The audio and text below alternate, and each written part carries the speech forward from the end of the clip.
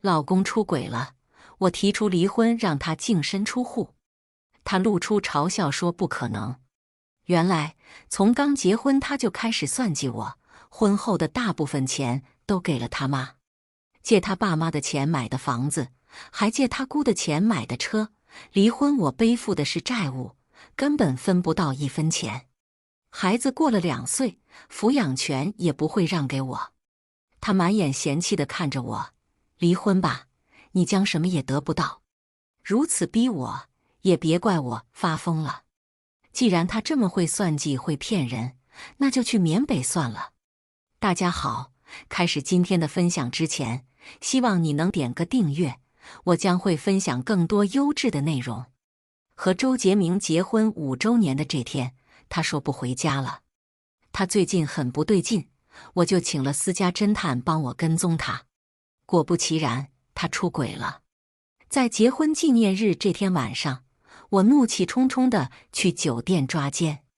我原本以为的是，被我抓到后他会认错，结果还没等我有所动作，他狠狠地打了我1巴掌，把小情人护到了身后，一脸的怒意。宋毅，你耍什么疯？我捂着红肿的脸，麻麻的，眼泪汹涌而出。明明是他出轨被我抓到了，他怎么能这么理直气壮？我心口梗的难受，心里又气又恨又难受。周杰明，他是谁？你跟我说你在加班，结果和别的女人鬼混。私家侦探报给我他们私会的位置时，我血气上冲，只叫了最好的闺蜜跟我一起来的。被打1巴掌，我有点眩晕，在闺蜜胡桃的搀扶下才没跌倒。周杰明没有一丝被抓到后的尴尬，贴心地给第三者捡起地上的衣物，给他穿上。我气得直发抖，他完全无视我。胡桃一直手拿着手机录像，为我打抱不平。周杰明，你哑巴了？你这么做对得起小易吗？他很冷静，冷静的让我的心一点点陷入绝望。有什么好说的？你们不都看到了吗？说着一把搂过他的小情人，勾起他的下巴。宋毅，你看看我的小姑娘漂亮不？肤白貌美大长腿，我真的很喜欢她。姑娘被他说的害羞了，躲进他的怀里，轻轻柔柔的，你讨厌，真的反胃。有好奇的工作人员围在门口窃窃私语，我觉得难堪极了。我闭了闭眼，心里一阵钝痛，多年的感情在此刻化为乌有。他的小姑娘，呵呵，他连一句认错的话都没有，还激我。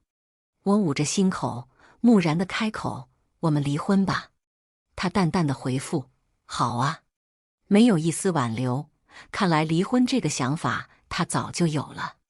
既然你出轨，那你净身出户，把房子留给我和然然。然然是我们的儿子，今年2岁半。你想什么呢？我怎么可能净身出户啊？我什么也不要，怎么养活我的小姑娘？胡桃也气坏了，手指着他骂：周杰明，你怎么这么不要脸啊？你出轨还这么理直气壮。他不紧不慢地从床头拿出一根烟，点燃。胡桃，这是我的家事，你管不着。再者说了，我和他离婚，怎么可能让他带走我儿子？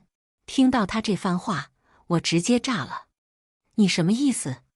周杰明瞥了我一眼，意思是我家的东西你什么都拿不走，孩子也一样。他勾起的唇角带着讽刺，又有着些许得意。他这意思是让我净身出户了？凭什么？周杰明受不了门外人的八卦，直接把房门关上了。我脑子一团乱麻，不知怎么反击。胡桃冷眉凝视他，压抑着怒气。周杰明，我可录下视频了，这是你出轨的证据。他嗤笑。那又怎样？你小说看多了吧？我出轨就该净身出户吗？不过受道德谴责罢了，现实可没有净身出户一说。我深呼吸，让自己冷静下来。好，你不净身出户，那我们就把夫妻共同财产分了，离婚。他嘴角的笑意更大了。我们可没有共同财产，离婚你得还债。我愣住，还债？哪里来的债？家庭支出一般都是我出。他一个月3万多的工资，再怎么给第三者花费，也不可能有债啊。他偷偷赌了。我疑惑，哪里来的债？他吐出烟圈，悠然自得。欠我爸妈的钱，还有我姑的钱。什么时候欠的，我都不知道。见我愣在原地，周杰明心情愉悦。买房子的钱我借的我爸妈的，打的欠条。就算离婚把房子卖了，你分的那些钱里有共同债务，你也要还。我攥紧拳头，你借你爸妈钱打的欠条。我这才明白，怪不得婚后他特别畅快地在房产证上填我的名字，从结婚开始就已经算计我了。对，还有我借了我姑50万买的车，你也要一起还。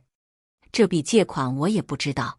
他拿出手机，打开相册，是一张聊天记录，显示的是我和他姑的聊天记录。里面的我说：“大姑，我和杰明借你的50万，会连带利息还你的。”可我聊天记录里根本就没这条啊！看他得意的样子，我心如寒冰。他趁我不注意的时候发的，之后又把聊天记录删除了。这就证明了我们夫妻俩都知道借款的事情，用于买车，是我俩共有财产，意味着我有还债的义务。看着眼前的男人，我仿佛不认识他一般，他不知不觉中就给我下了套，自己早就留好了退路。周杰明，你算计我，这些我都不知道。他耸了耸肩，证据摆在这呢。我怒火冲天，想起婚后家里的开支都是我出，他的工资给他妈了。他的说辞是让他妈保管着，现在想想，这不明摆地防着我吗？你每月都把钱给你妈，你早就想好离婚的出路了，是不是？他也不遮掩。是，娶你本来就是想搭伙过日子罢了。既然你现在要离婚，我也就放你自由了。混蛋，无赖！孩子得归我，这是我最后的要求了。没有哪个母亲愿意舍弃自己的孩子。他把烟扔进烟灰缸，搂着小情人。孩子是我周家的，你就别想了。孩子平常都是奶奶带得多，我妈可舍不得冉冉。再者说，你的工资又不如我高，法院肯定不会判给你的。我手指着他，你。他似是不愿意多看我一眼，搂着他的小情人就要走。我气疯了，直接上去抓他，他狠狠一推，把我推倒在地，满眼的嫌弃。离婚吧，你将什么也得不到。说完，两人开门走了，那女人还回头嘲讽地望了我一眼。我紧咬着嘴唇，觉得自己失败得彻底。自己不顾父母反对也要嫁的男人，竟是这样的货色。胡桃赶忙把我扶起。小易，你还好吧？我狠狠地擦掉流出的眼泪，不甘心被他算计。我没事，既然他这么无情，也别怪我发疯了。既然离婚我什么也得不到，那我就不离。我也让他付出沉重的代价。周杰明一连好几天都没有回家。我也不提离婚的事了，该上班上班。他说的对，孩子今年2岁半，从小就是奶奶看着，儿子对奶奶感情很深。离婚的话，我很难要到孩子的抚养权。因为婆婆帮忙看孩子，所以我是一直和婆婆住在一起的。公公这人不愿意来，就自己一人住在隔壁的老小区里。他早就知道了周杰明出轨的事情。这天我正准备上班，就听他讽刺我：“哎呦，上班上班，只知道上班，这能怪自己男人出轨吗？一个月挣不了几个钱了，还天天加班，孩子不亲老公不爱的，这能怪谁呀？”我握住门把的手一顿，不再像以前一样沉默。怪我眼瞎，非她不嫁。婆婆冷哼一声：“你嫁给我儿子，是前辈子修来的福气。我儿子长得又高又帅又能挣钱，可不缺小姑娘喜欢嘞。你要是觉得自己眼瞎，就赶紧和我儿子离婚喽，想嫁给我儿子的多的是。”每个婆婆都对自己的儿子很自信，尤其是她，觉得自己儿子在外面有小三，更加证明了周杰明有魅力。我儿子这时正坐在桌边吃饭，他捏了捏我儿子的脸：“乖孙儿，你说是不是啊？”孩子根本就没理解什么意思，眨眨眼，大舌头的附和道：“记得。”我看了看手表，觉得今天这个班没必要上去了，就临时请了假。我不能让这老太太继续住在这里了。我换回拖鞋，没理会她的话，直接走进她的卧室，把她的东西都打包放进行李箱。推出行李箱的时候，她瞪大了眼睛：“你要干嘛？”我冷冷地看着她：“你走吧，别让我公公一人独守空房了。孩子不需要你看了。”她愣了一会，然后大嗓门反驳我：“我才不走呢！这是我儿子的家，我有权利住在这里。好啊，宋毅，你趁我儿子不再欺负我是吧？我这就给杰明打电话。”他一边骂我一边拨打电话，等电话接通，他立马变了音调，带着委屈地喊：“儿啊，宋毅要赶我走，你快回来吧！你再不回来，妈妈就要被他欺负死了。”挂断电话，他得意地看着我：“想让我走？你想得美！你这不要脸的，我儿子都不想要你了，你还不离婚？是不是也知道自己除了我儿子没人要你啊？真的聒噪！”我拿起桌上的包子塞进他的嘴里：“你跟你儿子算计我，我怎么可能就这么离婚？除非给我100万，我才离。”婆婆狠狠咬了一口包子，含糊不清地说：“你做梦！”周杰明回来的速度还挺快，他一回来，婆婆就嗷呜一嗓子，委屈地开始掉眼泪：“儿啊，你要替我做主啊！宋毅他要让我走啊！”他眉头一皱，冷然地看着我：“宋毅要走你走，你没资格赶我妈。”我冷眼看着他，也没和他废话，进厨房拿着一把刀出来。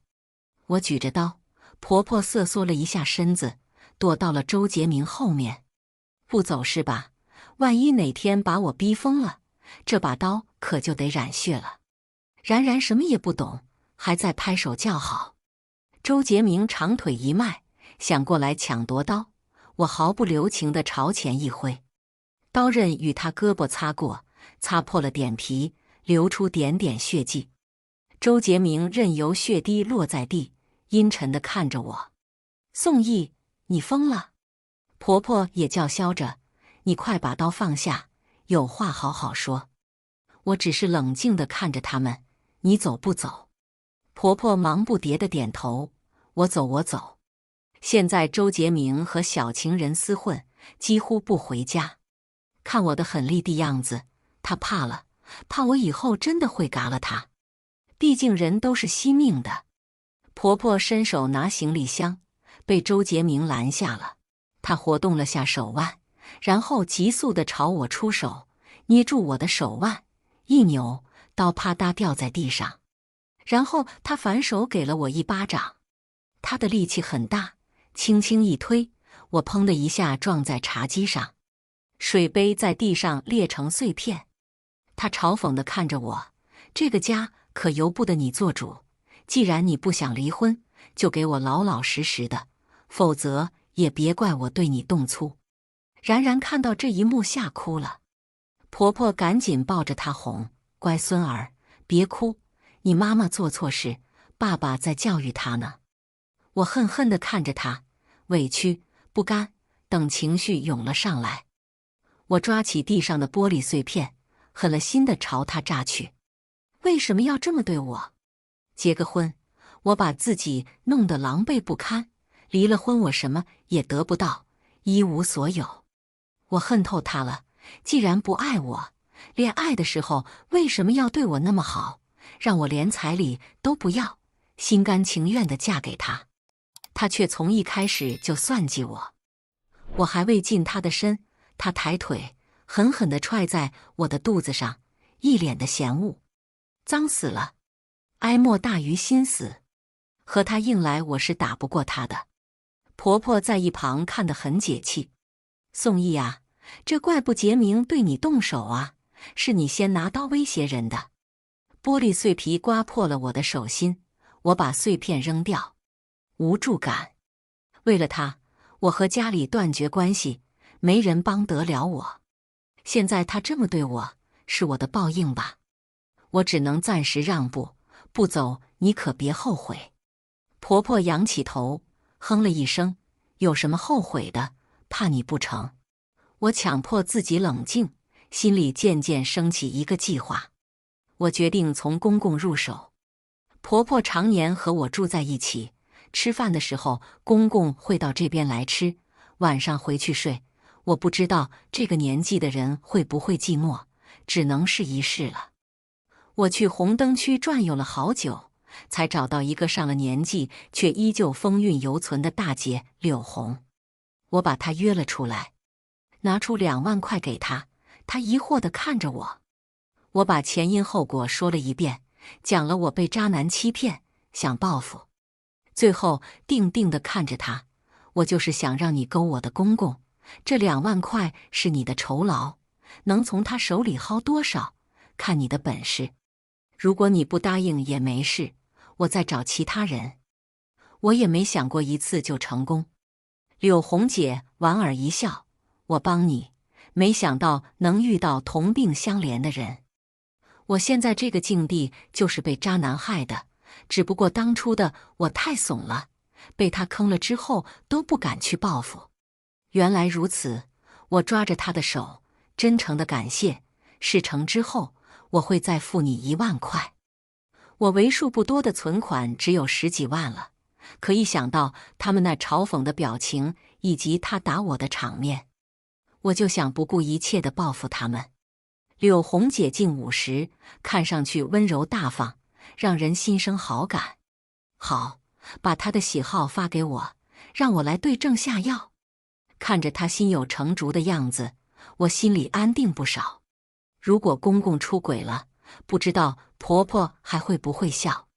这只是我复仇的第一步，先把公婆的关系搞差了，再去对付周杰明，让他们窝里乱起来。柳红姐行动很迅速，她先是在小公园跳广场舞，吸引了一众小老头的注意。她本身长得就好看，混红灯区，常年保持着体重，保养的也不错，在小公园的中老年人群脱颖而出。我公公主动搭讪的她，在2人聊天中，他发现柳红姐的喜好和他竟然差不多，不由得惺惺相惜，一下子就迷恋上柳红姐了。柳红姐也欲拒还迎的，总之很会把握男人的内心，在公公那里一点一点地开始捞钱。柳红姐拿着聊天记录给我看的时候，笑得春风得意。不过短短1个月，公公已经为她神魂颠倒，为她付出甘之如饴。小易，还需要我做什么吗？我摇摇头，保持就好。接下来，我开始有意无意地跟婆婆讲公公最近状况不对，整天抱着手机傻笑，怕不是有情况了。刚吃完晚饭，公公起身，声音洪亮地喊了一声：“我出去遛弯了呀。”若是平常，婆婆肯定嘱咐几句，早点回家休息。听了我的话后，她有些疑心了：“我跟你一块去。”公公眉头一皱：“你这老太婆，别跟着我了，我就是去下象棋，玩一会就回家了。”说完关门走了。婆婆神色莫名，还询问我，她最近是挺不对劲的，我得跟上去瞅瞅。我无端的兴奋起来：“我陪你一起看好戏去喽！我可要好好的护住柳红姐。婆婆在前，我牵着儿子的手在后，偷偷地跟着公公。他的脸上是难以掩饰的紧张。到了小公园后，公公轻车熟路地走到一个小亭子里。他见到柳红姐，就快步走到她的身边，牵起她的手，笑得一脸荡漾。婆婆见后，脸都青了。我轻轻地说：“哇，公公和那位漂亮姐姐在干嘛呢？”婆婆瞪了我一眼：“什么漂亮姐姐？这明明是狐狸精在勾她。”说完，婆婆左看右望的，捡起花坛里的一根木棍，怒气冲冲地找人算账去了。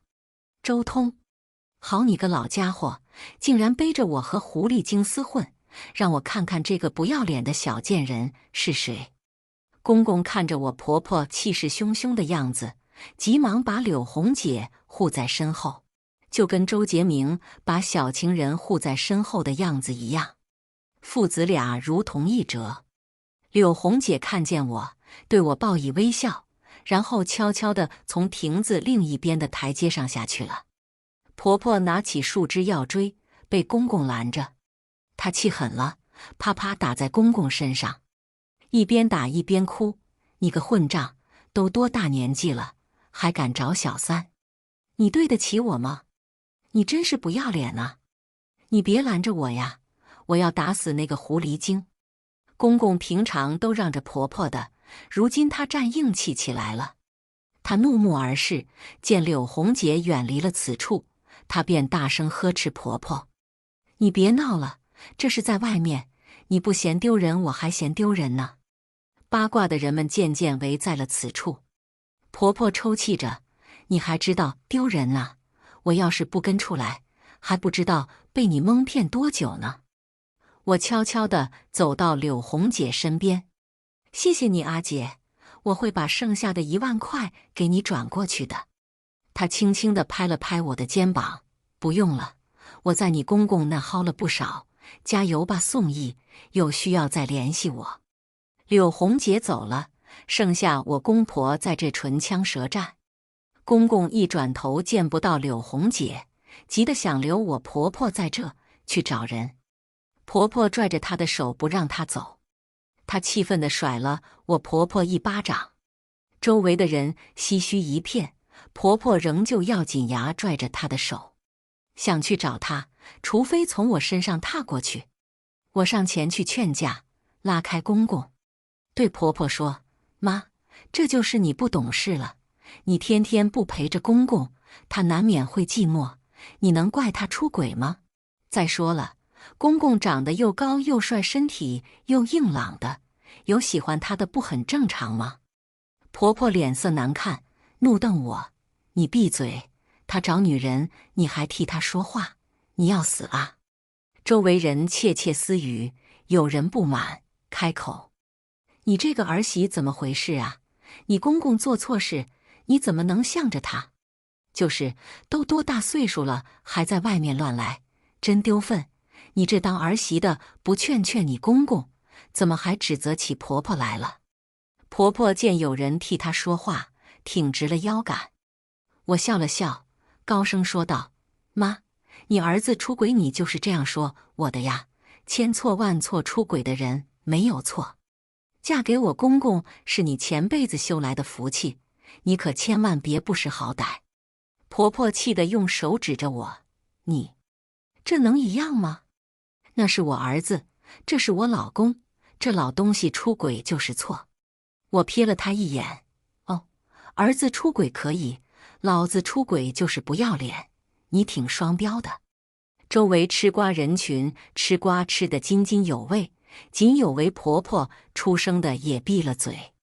婆婆气坏了，见状，我牵着儿子的手退出了战局。看他难受的样子，挺爽。回到家以后，公公失魂落魄，也不来这边吃饭了。婆婆不放心他，不顾周杰明的挽留，收拾好行李回去了。你看，他儿子出轨时，他可以冷嘲热讽；到了自己时，就说第三者是狐狸精了。果然轮不到自己身上，自己是不疼的。儿子2岁半，自立能力也可以，我就把他送到了幼儿园。这段时间，我也在咨询律师。律师说，就借款的问题，离婚后的债务我肯定是要承担的，但是可以追回一些她给婆婆的存款，也不过是杯水车薪了。我想过，我也去借钱，大不了一起背债，以其人之道还治其人之身。可是夫妻一方的借款必须用到家庭日常开销中，此想法不通。既然他这么会算计，不然就让他去缅北好了。这个想法一出，我被自己的恶毒吓了一跳。不过一想到周杰明的背叛与他的算计，我又觉得就该这么干。身为一名父亲，他跟小情人住在一起，也不回来看儿子。直到他妈走了，他觉得不该让我一人独自住在这所房子里，才搬回来，还带着他的小情人。他对儿子说，这个是远房的表姐，要在家里住些时日。然然就眨着眼，甜甜地喊：“姐姐好。”女人叫袁初，她摸着我儿子的头，真可爱，把人明目张胆地带到我面前，太不把我当回事了。我想跟她好好谈谈，结果她没好气地看着我。我知道你想说什么，看不惯我把人带回家是吧？那你就跟我离婚啊！不想离婚你就给我闭嘴，我干什么你都管不着。袁初趾高气昂地看着我，好可怜啊，原配当到你这地步也是不容易。起初你不是说离婚吗？怎么现在情愿被人欺负到这个地步，都不吭一声啊？我冷冷地看着他，小三当到你这地步，你可以满世界去宣传了是吧？要不要我帮帮你，让你红遍全网啊？我拿出手机晃了晃，我知道你是一个小网红，我要是把你是小三的真相放到平台上，不知道你留不留得住粉丝。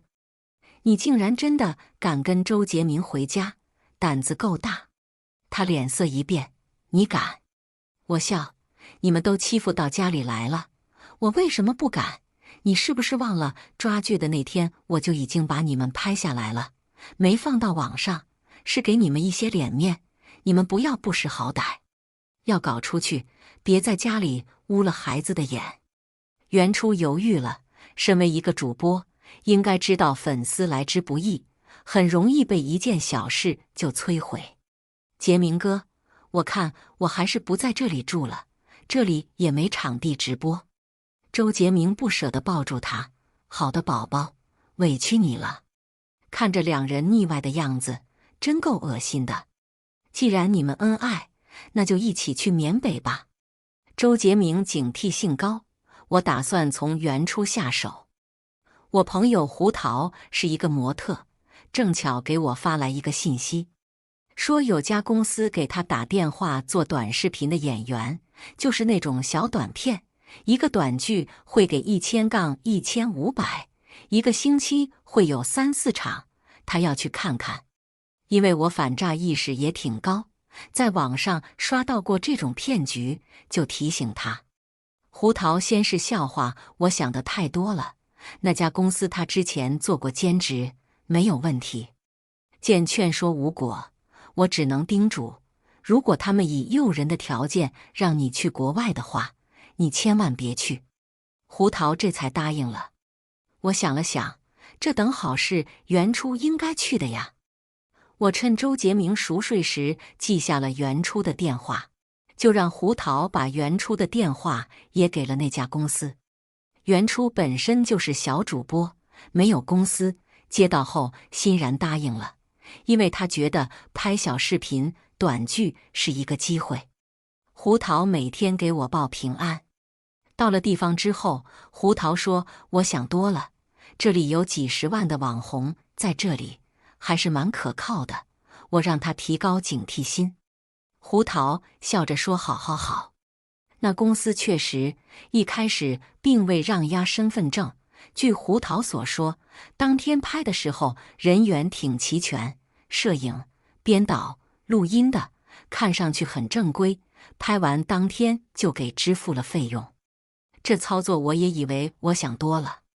拍摄完当天，袁初晚上又进行了直播，跟直播间的110来个人说自己拍短剧了，希望短剧出来后大家多多支持。一堆人为他加油打气。拍了4、5天之后，这家公司的负责人就跟他们说，接下来去国外拍微电影，愿意去的就去办护照。本来这次来的网红也多，他觉得拍了微电影自己出名的机会更大了，就毫不犹豫地去办护照。胡桃惊疑不定，在我再三的提醒下，他回来不打算去了。他抓着我的手，小易，他们应该不会这么大胆拐卖人口吧？我搜出很多诈骗的手段，一个一个的给他看。不怕1万，就怕万一。淘，微电影在国内拍不了吗？为什么他们非要去国外？胡桃抱着手机翻看着。那负责人说，他们要拍一个唯美的异国恋，正巧大家齐聚一堂，也当去国外旅游了。你信？胡桃眨着眼，毕竟很多网红都去了，应该靠谱吧？靠不靠谱？没多久就得到了验证。袁初在网上失联了几日，再次露面的时候，地址显示是国外，一如既往的美丽动人，热情四溢。宝宝们，初初现在在泰国，这里风景太美了，初初打算在这里多玩几日，有来这里旅游的可以来找我玩哦。周杰明在播放这条视频的时候，我正在和儿子吃饭，他笑得一脸的甜蜜，给他发语音：宝宝，在那里玩得开心吗？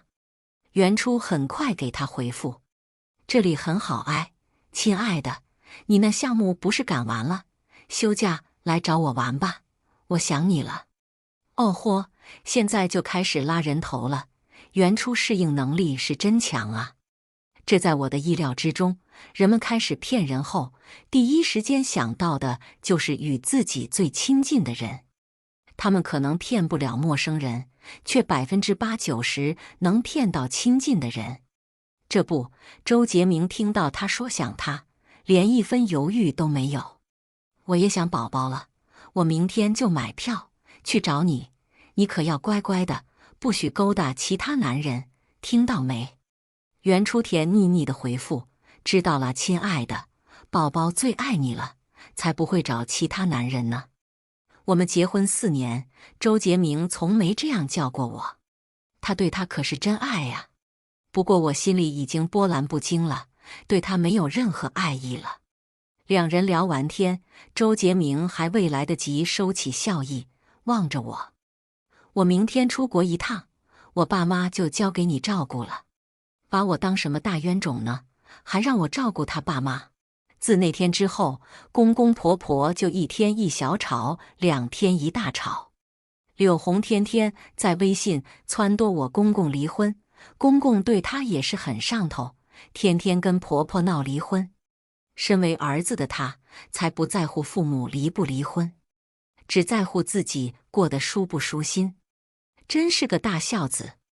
这个大孝子马上就要羊入虎口，不知年过半百的婆婆知道后会不会要死要活，真是期待呢。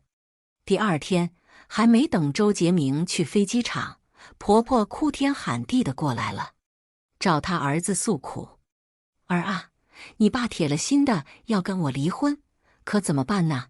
他被那狐狸精遮住了眼睛啊，你快去劝劝你爸爸。周杰明看了看手表，不耐烦道：妈，我今天要去出差，等我回来再说你和爸的事情好吧？婆婆流着眼泪，好不可怜，抓着她的衣袖：那你可要早点回来呀，我怕你爸受不住狐狸精的诱惑，跟他私奔。私奔？他真的太高看公公了。柳红姐又不缺男人，用得着和他私奔吗？你儿子倒是要与小主播私会去了。周杰明毫不留恋地走了，只留下婆婆在原地啜泣。她恶狠狠地瞪了我一眼：你看什么看？想笑话我是不是？我给儿子剥了一个鸡蛋，皮笑肉不笑地看着他。没有呀，我还没到笑话你的时候呢。他懒得理我，摔门而去，回去找公公去了。他看的可是够紧的。把孩子送到幼儿园，我照常去上班。没有了周杰明的日子，真的好舒心啊。没过几日，婆婆哭啼着找来了。一进门，她就进了周杰明的卧室，一顿翻腾。我抿着唇，你找什么？杰明的银行卡呢？他说放在这里的，怎么没有了？是不是你拿去了？哦，说的周杰明的卡，他自以为自己藏得天衣无缝。我收拾家里的时候，在床的细缝中还是发现了。我没有拿，你再仔细找找吧。他一抹眼泪。宋毅，你要是看见卡可别藏起来。杰明现在需要钱，你手头有多少，先拿出来救救急。我双手抱臂倚在门框上，装作疑惑的样子。他为什么需要钱啊？我不能把钱给你，我们还欠大姑50万，我的钱是用来还债的。再者说，周杰明他和小三去旅游了，我为什么要拿钱？还有他买房借了你的钱，这都是要还的，我可不能把钱拿出来。我看他着急的样子，不由得心情舒爽。婆婆一拍大腿，嗷嗷哭：宋毅啊，你赶紧把钱拿出来吧，再不拿出来，杰明就要被送到缅北去了。现在还有转机，他们要50，可我那50万在你爸那，他拿着钱去找小三了。宋毅，你不能见死不救啊！妈，你胡说什么呢？他是去旅游了，和钱有什么关系？我装糊涂，婆婆哭得稀里哗啦。要我拿钱也行，你把当初的借条给我，我们一笔勾销。婆婆生怕她儿子出事，连连说话，跑回隔壁小区拿借条去了。等她拿回来，我当着她的面把借条撕掉了。妈，我觉得我们把钱打过去还是不靠谱，遇到这种事，我们还是报警最好。说着，我拿起手机拨打报警电话。婆婆一脸惊慌：别，杰明不让报警的。我没理会她，直接报了警。因为周杰明让他汇款，他急得团团转，他并没有追究我撕毁借条的事。我给他支招：大姑那不是有钱吗？你去找他借。婆婆停止哭泣，立马给大姑打去了电话。大姑生活过得好，有钱，二话不说就打到了周杰明藏起来的银行卡里。妈，我突然想起来了，我是在他屋里捡到一张卡。妈，我突然想起来了，我是在他屋里捡到一张卡。大姑把钱打到了他的银行卡，我不知道密码哎。这张卡里的钱是周杰明没来及转移的。婆婆救人心切，我知道，密码是星号。我勾唇，行，我知道了。妈，你把手机给我用一下。婆婆没有任何疑问，直接把她手机给我。我学着周杰明的无耻行为给大姑发了信息：姐，你把50万打到杰明的卡了是吧？这算我借的，和他们小两口没关系，到时候我连本带息还给你。发送过去之后，我当着他面拍了个照，然后把信息删了。他问：你拍我手机干嘛？拍着玩的，妈，如果你贸然把钱打过去，很可能人财两空，必须的报警，让警方和那边去谈判，才有了能赎回人来。婆婆懵了，遇到这种事，她已经乱了分寸。那好，我们去警局。去了警局，报了警，就让我们回家等消息。警方这边流程很慢，和那边商量好后，已经是半个月之后了。赎金50万。又过了些日子，周杰明终于回来了。回来的是一具冰凉的尸块，被人装在一个黑色的箱子里。婆婆看见后悲痛欲绝，直接晕了过去。到了缅北，生死有命。周杰明并不幸运，没能活着回来。我表面悲痛万分，处理了他的后事。转头就把骨灰盒扔给了婆婆。公婆育有一子一女，因为她的重男轻女，姑姐早与他们断绝了来往。周杰明去世，她都没回来看望二老。婆婆老年丧子，头发在一夜之间白了头，成了疯子。公公没和她离婚，天天对她又打又骂来泄愤。她的晚年很凄凉。至于原初，她依旧是一名小网红，在某软件平台大肆宣扬某国外的好处，诱拐人前去。她没有了回头路，她的报应还没来临，但想想也不会有什么好下场罢了。因为丧偶，婚姻关系自动解除了。周杰明卡里有不少钱还未转移，我用来还大姑的债。至于他妈借的那50万，就和我没关系了。现在看来，我也没有什么大损失。没有了他们，我的生活照旧，甚至比以前更加舒心。以上就是今天分享的故事，希望能点个订阅，我将会分享更多优质的内容。